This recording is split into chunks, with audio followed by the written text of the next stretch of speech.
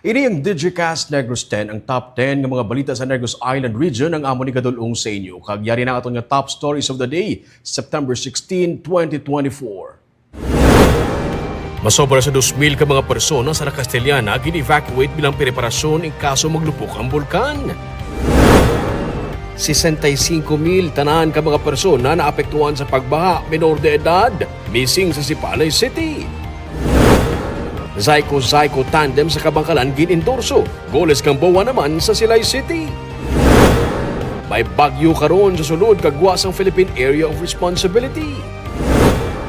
Kag sa good vibes sa Bago City, nagimos ang improvise balsa ang mga pumuluyo para makasakay pasulod sa ilang nga lugar. Kinatanan sa Digicast Negros 10.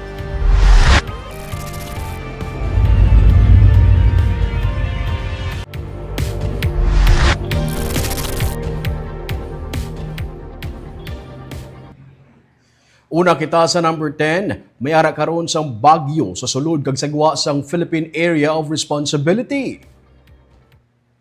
As of 2 p.m., ang sentro sang tropical depression nga Hiner ang yara na sa 305 kilometers east-northeast ang kasiguran Aurora.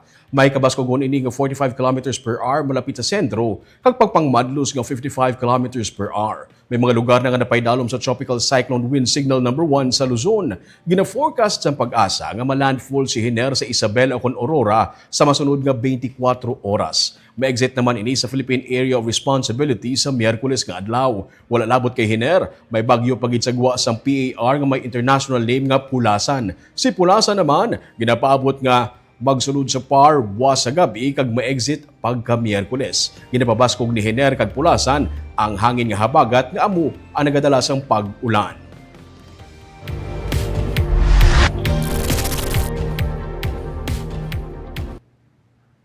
Bacolod Film Festival ginakabig nga panugod para sa film industry sa Bacolod City kag Negros Occidental. Red Carpet Awards Night ginpatigayon sang kahapon nga adlaw. May reports ni Nico Delfin. Nagdagsang mga tumalanaw, ilabi na mga local artists sa Red Carpet Awards Night sa Bacolod Film Festival sa SM City, Bacolod sang Domingo sang gabi. Gabahin sa mga kilala nga personalidad nga nagtambong sa okasyon, Sunday Direct Lori Reyes, kag MTRCB Head Jorela Lala Soto Antonio, upod Sunday Mayor Albi Benitez, mga city officials, pamunuan sa Department of Trade and Industry kag NCCA. I'm surprised and happy to know that it is a full pack cinemas or people watching this short film, and I was told all the tickets were sold out. So that is really a good sign, and I hope that this will usher in a new era in the film industry in the City of Smiles, and this will bring about better film industry, film festivals in the years to come.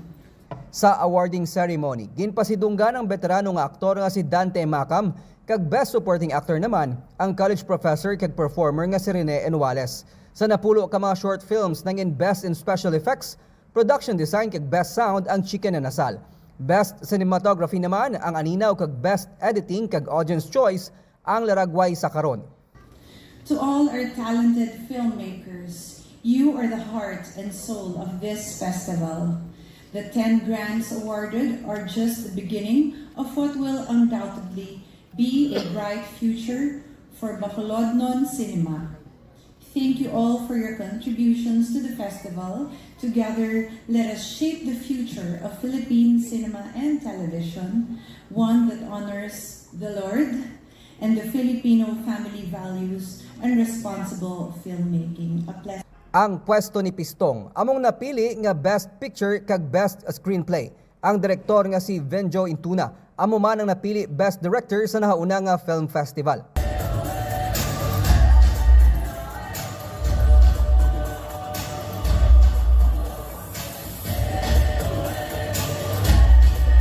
Nagbaton sang Jury's Prize winner for Ensemble Acting Sunday Milton Johnson, Reynaldo Amagin kag Louis Dormido.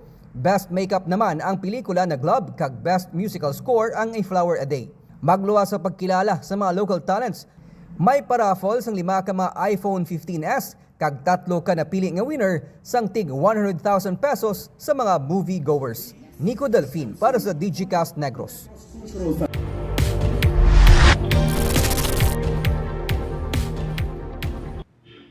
Sa number 8, katapos ang clearing team sa Negros Power ang karon na comatose matapos mahulog gikan sa puno sang kahoy sa kahapon nga adlaw sa Barangay Villamonte sa Bacolod City. Nagaulan kag babaskog ang hangin sang ginpangutod sang katapos ang vegetation team sa Negros Power ang mga sanga sang kahoy nga nagasablag sa mga linya sang kuryente sa kilid sa isa ka call center company malapit sa Bacolod City Government Center kahapon. Bangod badanlog, aksidente nga nahulog ang 34 anyos nga si Jesse James Torremocha. Sanga na ini nga magtakod sang harness sa sanga sa kapin sa 30 katapak nga kataason sang puno sang kahoy. Nalipong siya kagaron nagapabilin nga na-comatose sa hospital.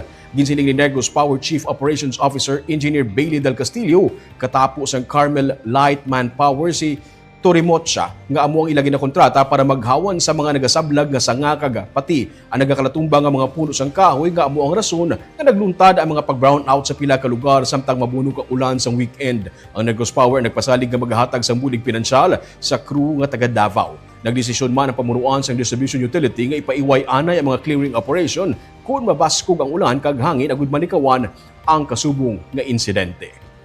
Aside that we want to move fast, kung talagang malakas ang ulan, we will not force to go up to climb sa pool kasi very hazardous.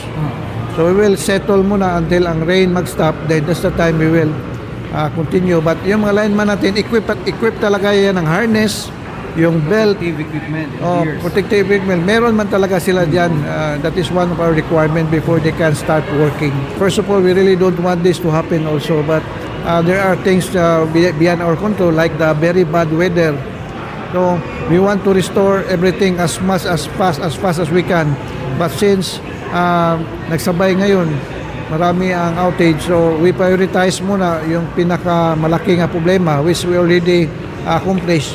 Ngayon, pababa na tayo, dito na sa baba.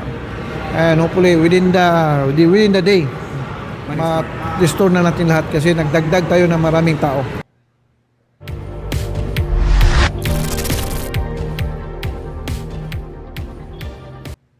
Sa number 7, 5 katuig nga bata nga nahulog sa suba sa Barangay Takuling sa Bacolod City na sapuan nga isa na kabangkay sa Barangay Singkang Airport. Patay na sa masapuan sang Sabado sang aga sa Barangay Singkang Airport ang 5 katuig nga bata nga lalaki nga una nga gin-report missing matapos nga naanod sa suba. Nagupod ang biktima sa iya nga iloy kag sa iya utod nga nagpanglaba sa suba sa Barangay Takuling sa idalom sang taytay nga nagaangot sang Takuling kag alihis, pero nagdesisyon sila nga magpauli na lamang bangod sang ulanon nga panahon. Nakadanlog sila sa tamburong kag ginanod sang tubig sa suba. Ginanod sang tubig ang 5 katuig nga bata samtang nakaluwas naman ang iya nga utod. Nagapangayo sang bulig karon ang pamilya sang bata kay bisan inugbakal sang kape kag tinapay para sa iya nga haya, wala gid sila.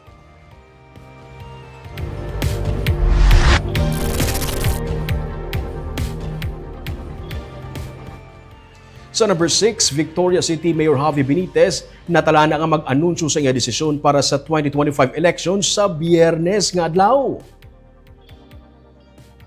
Kabahin si Mayor Javi Benitez sa 15 ka mga alkalde nga nagtambong sa meeting sang katapos ang Love Negros sang Domingo.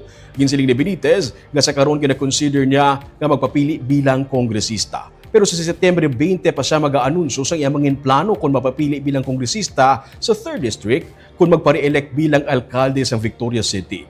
Gindugang pa niya nga sa karon prioridad niya nga mapadayon kag matapos ang mga nasugdan nga mga infrastructure projects kag programa sa syudad. Ang tiyo ni Benitez nga si Anay Congressman Francisco Benitez ang karon TESDA Director General pati na ang iaamay nga si Bacolod City Mayor Abdi Benitez ang nag-endorso man sa iya.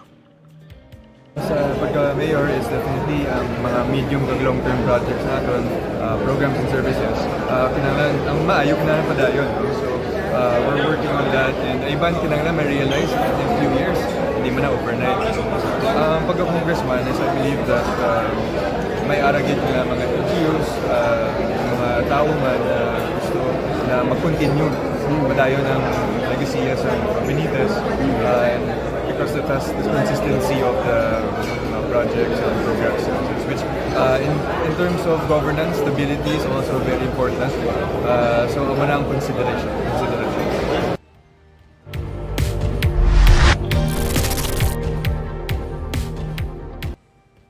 Sa number 5, Provincial Administrator sa Negros Occidental nagahulat karon sang mandugikan sa DILG agud ma-reinstate siya. Ini kasunod man sa ginpapanaog nga desisyon sang Office of the Ombudsman nga nagapalipot sang suspension may angon sa reklamo nga conflict of interest batok kanday Attorney Rayfrando Diaz kag Executive Assistant nga si Cherry Shell Villanueva nga pamuno sang Bids and Awards Committee gikan sa 6 kabulan padulong sa 1 na lamang kabulan.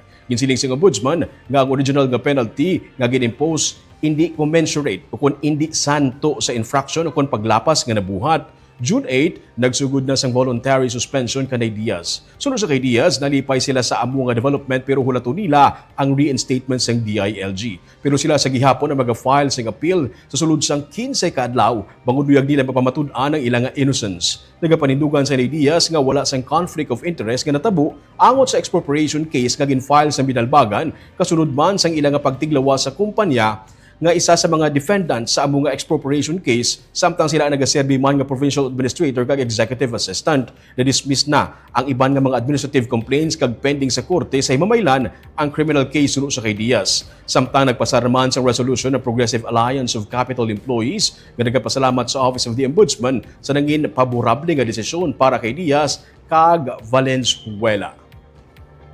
And we welcome it. No? Pero ang aton gidya tani gusto is to prove our innocence. No? Appeal gid kita no? Sa Court of Appeals sa siling 1-month suspension. Saan mo file ang imo? Within 15 days, ready naman kita. No? Kay, you know, ang criminal aspect gin-appeal taman sa Supreme Court. No? While my case is sa Municipal Trial Court, may anak kita appeal sa Supreme Court questioning the filing of the criminal case against us. Para sa imo, attorney, need mo dyan mag-appeal kay... Of course. Wala kita ya sa lahat. Pabor to ya sa LGU ang ginugrata.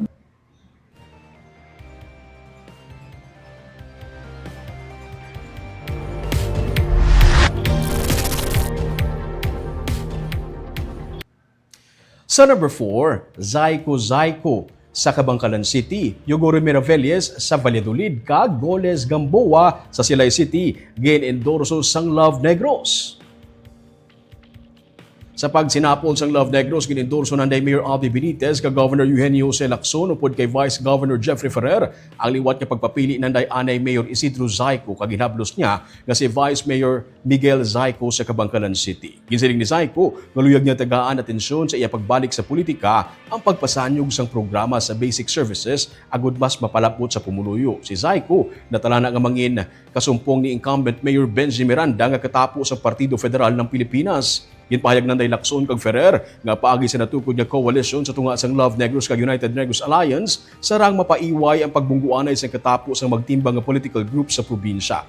Pero sa Banwa sang Valladolid, ginapabot ang pagbungguanay nanday anay Mayor Ricardo Presbitero kag Romel Yugore o kon Roel Yugore nga utod ni anay Mayor Romel Yugore. Mangin running mate naman ni Yugore si incumbent Mayor Enrique Miravalles nga magapapili sa pagka-vice alkalde. Kabahin sa ginendorso man sa Love Negros kag Unega, sanday sila City Mayor Mark Goles kag kung si Anay City Mayor Mark Goles kag Councilor Ryan Gamboa nga magapapili sa mayoralty kag vice mayoralty election sa madason nga tuig.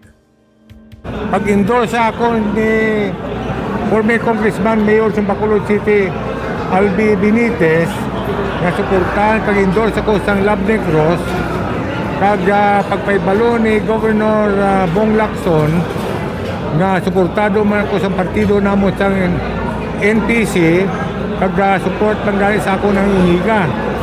So nagatag na sa akong sang inspirasyon no na mapapili liwat mayor sa siyudad sa Kabangkalan.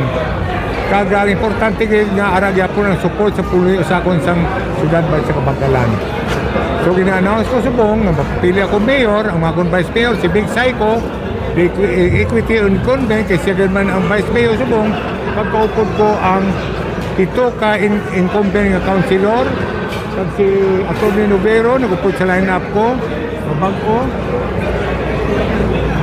Kag si Ann Salco, nga bag-o.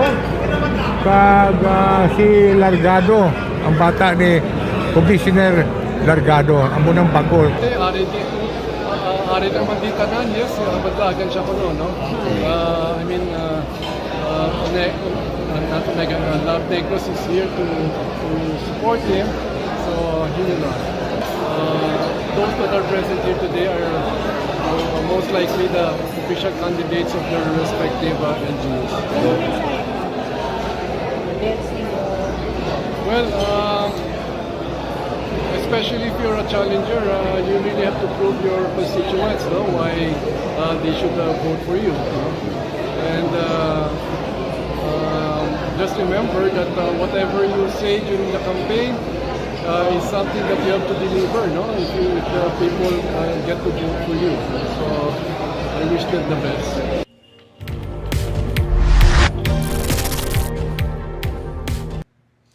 Sa number 3, sa pinakaunang ation sa Negros Island Region, ginpakita kung paano nag-function ang automated counting machine nga pagagamiton para sa 2025 elections. Si Attorney Dindo Maglasang, ang Assistant Regional Director sa NIR Comelec, ang nagpatpat sa mga features sang ACM nga nagalakip sang 14-inch nga touch screen. Nagakasayuran nga mas malapad ini sa gingamit sadtong nagliligad nga mga piniliay. Matapos nga ma-feed ang balota, sarang ma-check sang botante ang nabaton o kung nabasa nga boto sa machine sa sulod sang 20 segundos. Sa voter's receipt receptacle, igabutang sang botante ang resibo sang iyang boto. Sunod sa kay NIR Comelec Regional Director Lionel Marco Castellano, mas advanced sa patag sang teknolohiya ang ACM karon. Sang Sabado, ang demonstration ginsaksihan sang katapos sa media, pero may natalana ang schedule sa kada banwa kag syudad kung saan sarang ini masaksihan sa mga bumuloto kag tanan nga stakeholders sa Disyembre tubtub Enero. Ginaduso sang Comelec nga ang full automation system with transparency and audit count para sa 2025 nga piniliay. Tapos silang mag-train doon. Darating yung machine end of November. Pag magsisimula na kami on the first week of December until end of January. 2 buwan yan, ma'am. Demonstration. Yes. Kaya sa 2 buwan na yan, nakikita ng Comelec na mapuntahan yung mga barangay, yung mga different sectors, yung mga schools, kahit yung PPCRP, ang guidance ng chairman, pwede kaming mag-demo sa katulad nyo na media, mga senior citizens, students, ordinary voters sa barangay, kahit political parties.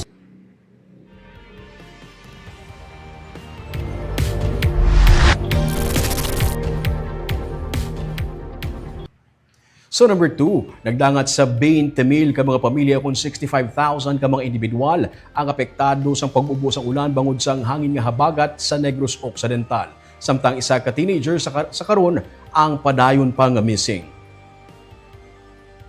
As of press time, padayon pa ang pagpatigayon sa search and retrieval operations ng Coast Guard kag si Palay City CDRRM sa 14 anyos nga bata nga na-missing. Sa report ng CDRRM, mga 2:30 sang hapon sang Domingo, sila ang nagrespondi sa drowning incident sa Camp Umanis Bay sa Barangay Baricalom. Bisan pa nga malain ang panahon, ang 4 ka mga mag-utod kag magpakaisa ang nagapangidaron 13 tubtob 17 anyos ang nagdesisyon nga magpaligo sa baybay ugaling sila ang ginanod sa mabaskog nga balod. 3 sa ila na rescue. Samtang sunod sa PDRRMO as of September 15, 7 p.m. nilang report, may 2,981 ka mga pamilya kung 10,145 ka mga persona ang nagapabilin sa evacuation center. Sunod sa kay Irene Bell Protenia, ang pamuno sa PDRRMO, wala na sila ginatugutan sa ilang mga LGU nga magbalik sa mga puluyan bangod sa ginapaabot nga heavy to intense rains. May mga balay nga ginreport nga nagkalaguba, 7 ang totally destroyed kag 85 naman ang partially damaged. Nagdangat na sa 15.7 million pesos ang ginreport nga kahalitan sa pagbaha kag mabunok nga ulan sa high value crops kag maisan. Sa fisheries masobra sa 398,000 na ginreport nga kahalitan. Samtang may ginreport man nga landslide sakop sang Magtanday, Barangay Kamindangan sa Sipalay City. Parayon pa ang pag-abiso sang PDRRMO sa publiko nga maghalong kag mag-ulo aligmat.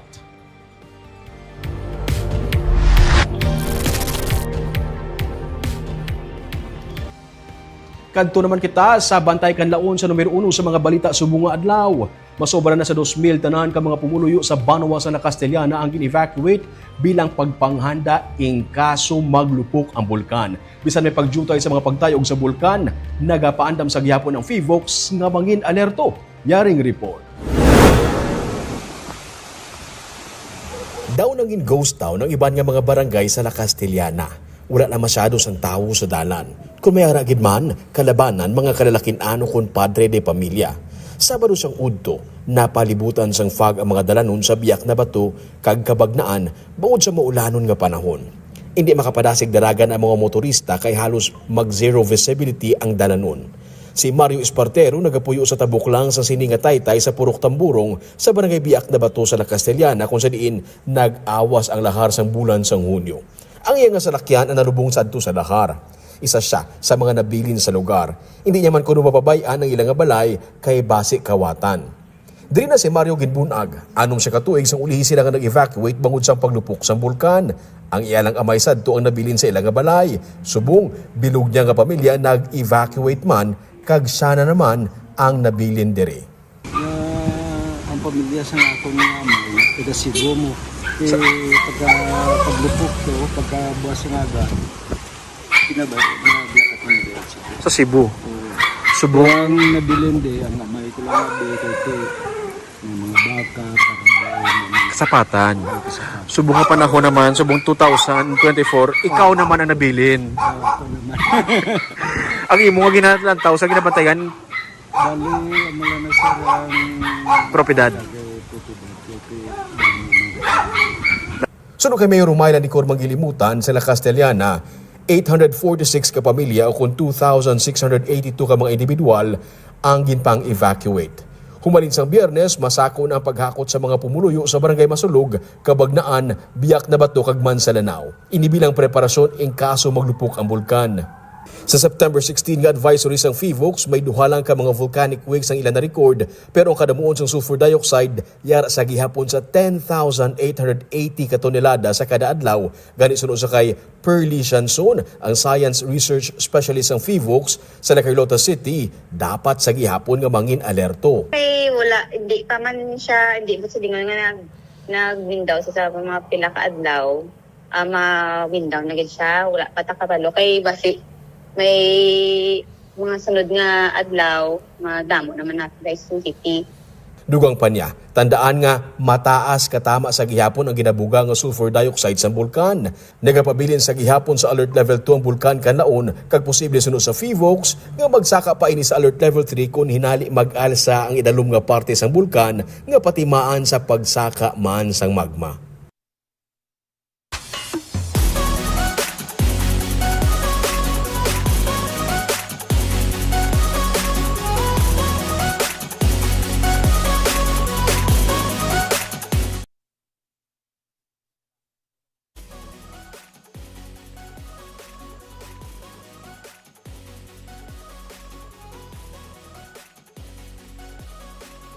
Ang mga pumuluyo naghimo sang improvised nga balsa para may maagyan ang ilang mga kaingod kag hindi na kinahanglan mag-ubog sa baha. Yaring report. Diri sa may purok mo binuligon sa Barangay Sampinit sa Bago City, nagdalom ang tubig baha sa may bangga pasulod bangod sang sige-sige nga pag-ulan.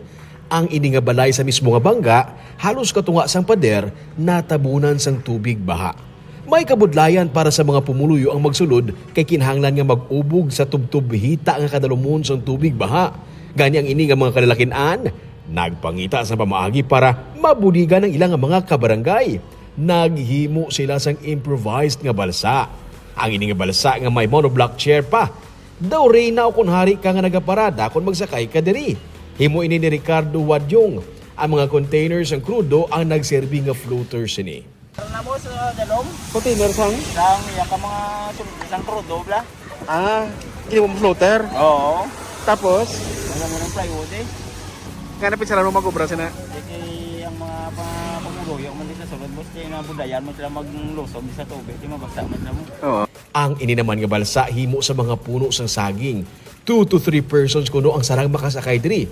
Sa isa lang ka oras, nahuman ini nila. Himo naman ini ni Ronnie. Pati motorsiklo, pwede magkarga diri. Mga kaingod Manila balay ang nag-request sa ila nga mag-improvise anay sa balsa para may masakyan sila pasulod.